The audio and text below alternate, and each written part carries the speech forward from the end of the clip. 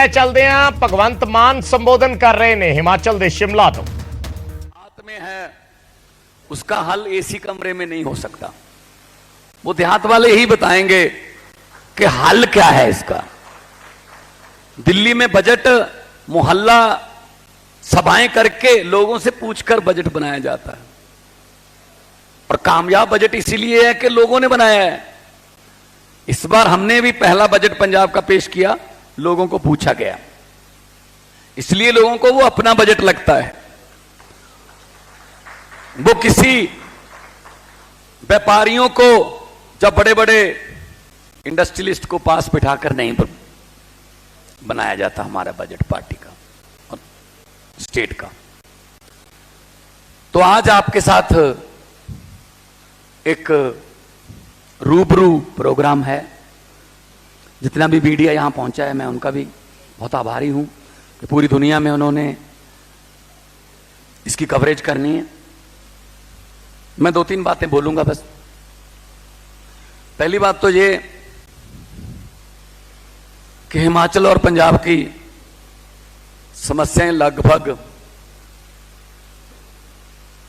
एक जैसी हैं। एक तो पड़ोस में है,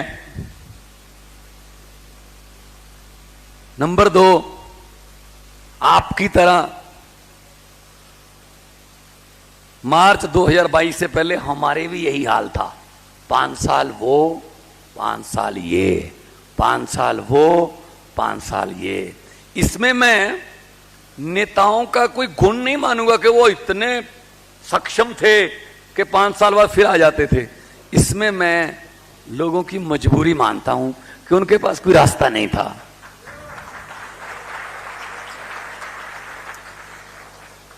पांच साल कांग्रेस को जिताकर उनके भ्रष्टाचार से, उनकी मनमानियों से दुखी आकर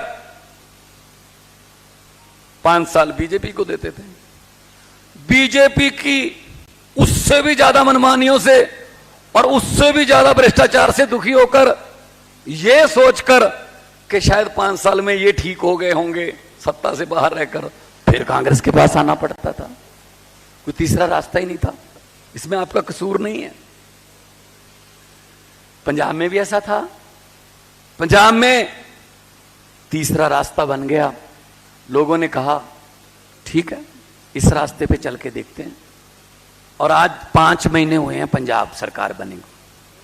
5 महीने में जो काम हमने किए हैं इन्होंने 70 साल में नहीं किए थे। अगर नीयत साफ हो सब कुछ हो सकता है। हमने भ्रष्टाचार रोकने के लिए हेल्पलाइन जारी की। यहां फोन करो अगर कोई पैसे मांगता है।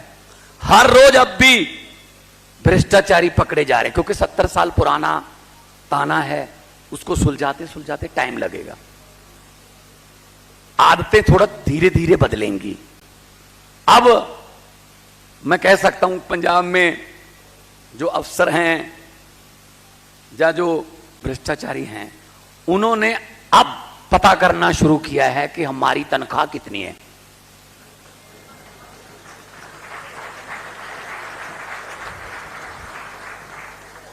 क्योंकि इससे पहले तनख्वाह पे तो चलता नहीं था काम, वो तो बोनस में आती थी।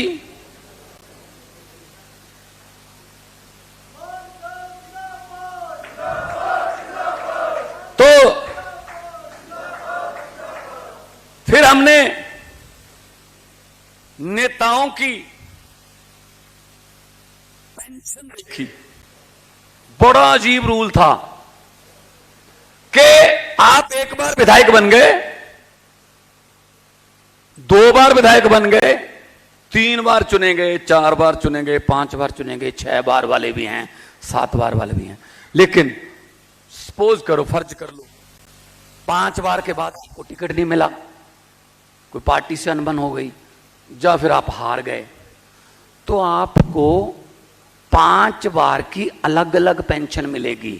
65 हजार, यानी 5 बार जो रहा है उसको 4.5 लाख के आसपास पेंशन मिलेगी। क्योंकि वो 5 बार रहा है, 6 बार रहा है 65 और जोड़ लो, 7 बार रहा है 65 और जोड़ लो, हमें तो सेवा कहते थे कि सेवा के लिए एक मौका दो। हम तो सेवा के लिए वोट करते रहे, ये मेवा खाते रहे। कई विधायक ऐसे हैं, कुछ मेरे मित्र पंजाब से भी मीडिया में आए हुए हैं, मीडिया वाले, कई विधायक ऐसे हैं जिनको हारने में फायदा है। अगर वो चुने जाते हैं तो 85,000 रुपए उनकी सैलरी मिलेगी, कुछ भत्ता मिलेगा। अगर हारते हैं तो 5.5 लाख पेंशन मिलेगी। और वो स्टेट जो बेरोजगारी झेल रही है, हमारे लड़के लड़कियां हड़ताल करके बैठे हैं, पानी की टैंकियों पर बैठे बैठे कई साल निकल गए, जो आइलेट्स करके बाहर को भाग रहे हैं विदेशों को, वहां पे हमारे नेता 5 साल की एक छोटी सी टर्म के लिए इतनी पेंशन ले रहे हैं जितनी वो तनख्वाह भी नहीं मांग रहे। उनकी 4 महीने की तनख्वाह होगी, इनकी एक पेंशन 1 महीने की। तो हमने कानून लेके आए, हम विधानसभा में 3 दिन 4 दिन पहले एक्ट बन गया है, 1 विधायक 1 पेंशन, लेनी है लो वरना ना लो।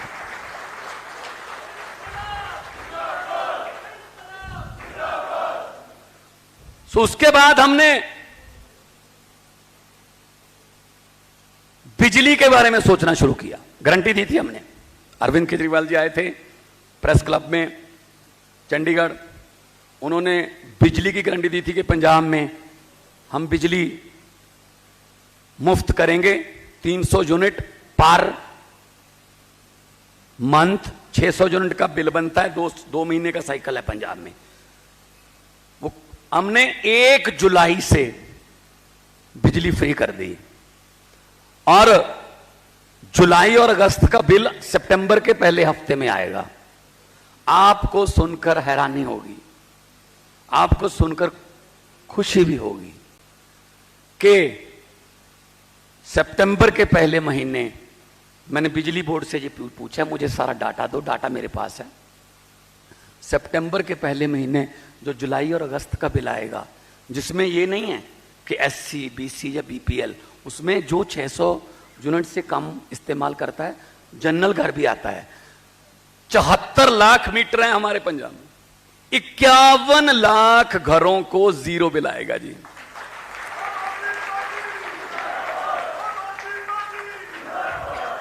तो अभी आने लगे हैं बिल, लोगों को अभी यकीन नहीं आ रहा, लोग एक दूसरे को दिखा रहे हैं, देखना यार मेरा ही बिल आई है, 0 कैसे आ गया यार।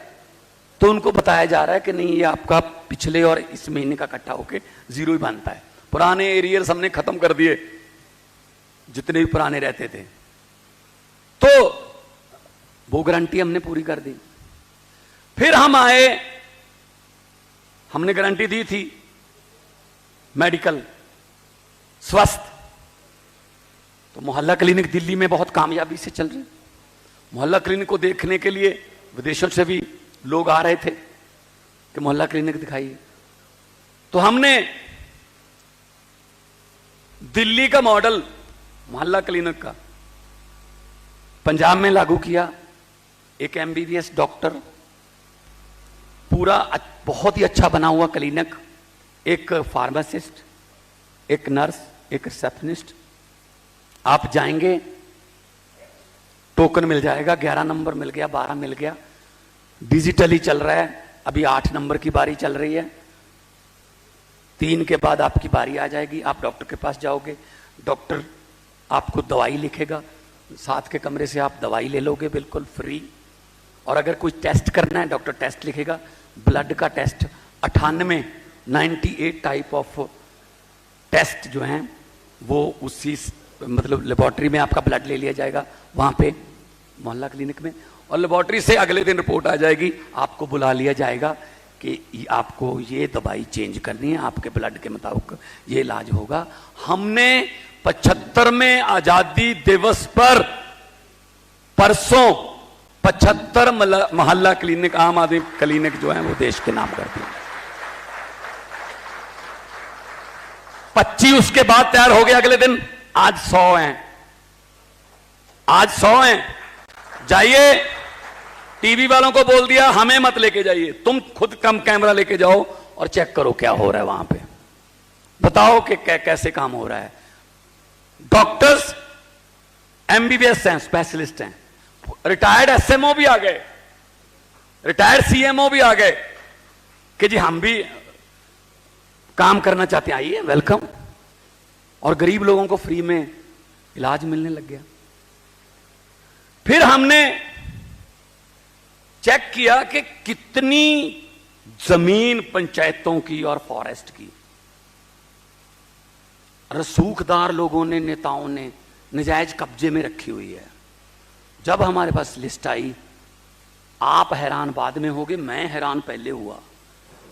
50,000 एकड़। तो हमने कोर्ट से कागज लिए, अब तक हम 9500 एकड़ उनके कब्जे से छुड़वा चुके हैं।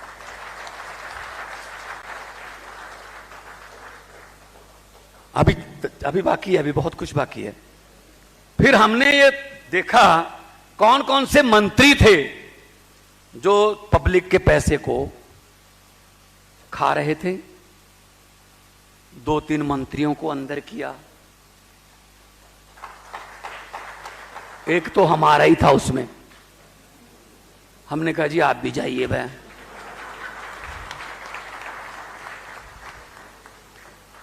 तो आज हालात ये हैं, मैंने अभी कल रिपोर्ट मांगी है डिप्टी सीएम साहब कि पुरानी कैबिनेट में से कितने विदेशों में जा चुके हैं, इस बात से डरते हुए कि हमारी बारी आएगी। और मैंने कहा कोई बात नहीं, 10-15 दिन 20 दिन महीना विदेश में हो आओ, बारी तो आएगी। जीरो टॉलरेंस है आम आदमी पार्टी की करप्शन के लिए। आने वाले दिनों में बुढ़ापा pension door to door delivery होगी बुढ़ापा पेंशन की। अगर हमने बुजुर्गों को लाइन में लगाकर, बैंक की लाइन में लगाकर उनका एक दिन खराब कर दिया, लाइन में खड़े खड़े किसी को गर्मी लग जाती है, कोई गिर जाता है बेहोश होके, फिर क्या हम बुढ़ापा पेंशन दे रहे हैं उनको? फिर तो बुढ़ापा टेंशन दे रहे हैं। पेंशन देनी है तो उनके घर पे जाकर और बायोमीट्रिक वो निशान लेंगे, आधार कार्ड उसमें एंट्री होगी, उनके घर पे अगर वो चारपाई पे बीमार पड़ा है उसको पैसे मिलेंगे और कहा जाएगा जी आपकी ये पेंशन घर पहुंच चुकी है। इससे काफी एक सोशल प्रॉब्लम भी है, आपके यहां भी शायद हो, सभी लोग एक जैसे नहीं होते हैं, अच्छे लोग बहुत हैं, पर एक प्रॉब्लम ये है कि बेटा जो है वो माँ बाप से, बूढ़े माँ बाप से वो अंगूठा लगवा लेता है, पेंशन निकाल लेता है, लेकिन उनको नहीं देता। अब जब उनके सामने उन्हीं को मिलेगी, वो भले ही अपने हाथ से, इस हाथ से पकड़कर इस हाथ से अपने बेटे को दे देंगे, लेकिन सरकार का फर्ज है एक बार उसके पास पहुंचाए, हम वहां पहुंचाए।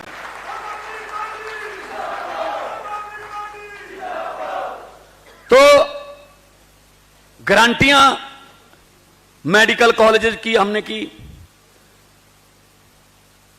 पंजाब में 23 जिले हैं, अभी तक 9 कॉलेज हैं सरकारी, 16 और बनाएंगे, मतलब 25 कॉलेज हो जाएंगे।